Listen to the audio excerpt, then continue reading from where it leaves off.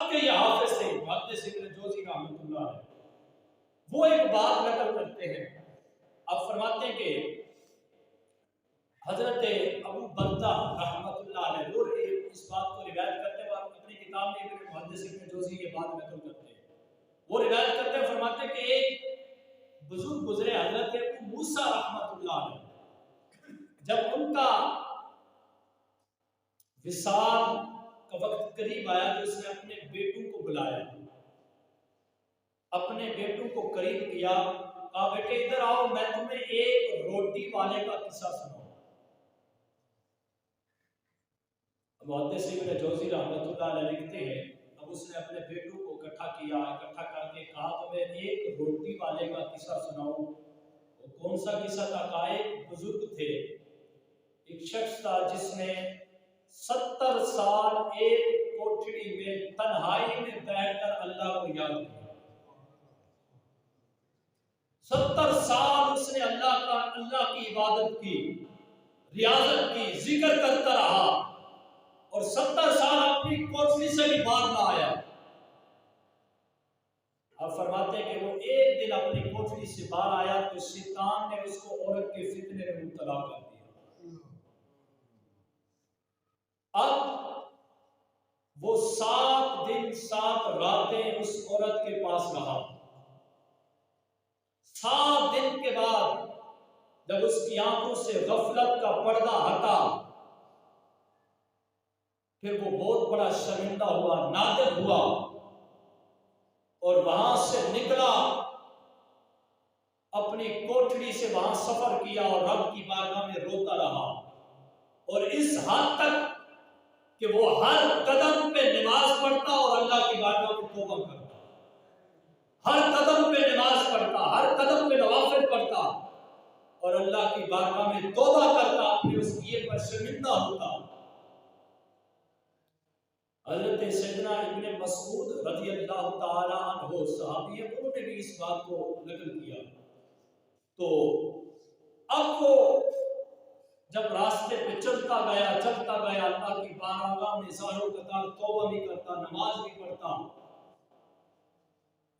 تو محدث ابن جوزی رحمۃ اللہ علیہ فرماتے ہیں کہ وہ چلتا چلتا بھوک پیاس کی وجہ سے، تھکاوٹ کی وجہ سے کبھی گرتا کبھی چلتا، تو ایک محفل میں جہاں 10 مسکین رہتے تھے ان کے پاس چلتا ہوا جا کے گر پڑا، اور ان مسکینوں کو ایک راہب کھانا دیا کرتا تھا، اور ہر روز وہ ایک ایک روٹی سب کو دیتا۔ جب وہ عابد اس مسکینوں میں جا کر گرا اور اس نے آ کر روٹی تقسیم کی تو ایک مسکین کو کھانا نہ ملا، ایک کو روٹی نہ ملی، وہ کہنے لگا راہب مجھے کھانا نہیں ملا، روٹی نہیں ملی۔ اس نے کہا میں نے تو 10 گن کے لایا تھا اور میں نے گنتی سب کو تقسیم کی ہے، اور پوچھنے لگا کسی کو 2 تو نہیں ملی، کسی نے کہا نہیں، تو وہ راہب کہنے لگا کہ تو جھوٹ بولتا ہے، ڈبل لینا چاہتا ہے۔ اب راہب چلا گیا، وہ مسکین روتا رہا۔ اب اس عابد نے جب اس کو روتا ہوا دیکھا، خود بھی بھوکا تھا، لیکن اس نے وہ روٹی مسکین کو دے دی۔ محدث ابن جوزی نے یوں لکھا، اور حضرت سیدنا ابن مسعود رضی اللہ عنہ فرماتے ہیں کہ وہ جو چل رہا تھا ہر قدم پہ نوافل پڑھتا، اور چلتا چلتا راستے میں دیکھا کوئی کھانا تقسیم کر رہا ہے، روٹی تقسیم کر رہا ہے، روٹی اس کو ملی، اس نے اس سے مانگی،